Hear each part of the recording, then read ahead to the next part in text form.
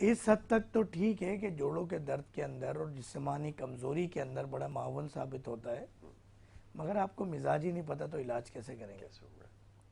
तो पाए का मिजाज ठंडा होता है। बिल्कुल ठीक है।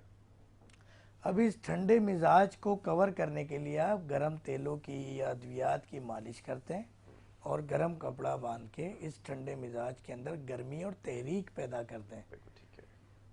कोई कपड़े बांधता है, कोई बैंडेज बांधता है, तो वो ठंडा मिजाज है तो आप गर्म करना, गर्म पे आप गर्म चीज़ रखेंगे। फॉर एग्जाम्पल कुछ लोग कंप्लेन कर रहे होते हैं कि जिस्म तप रहा है या पेट में गर्माइश हो रही है, तो आप उसको ज़्यादा कपड़े पहना दो, घबराहट हो जाएगी, वो बोलेगा निकाल दो। बिल्कुल ऐसे ही।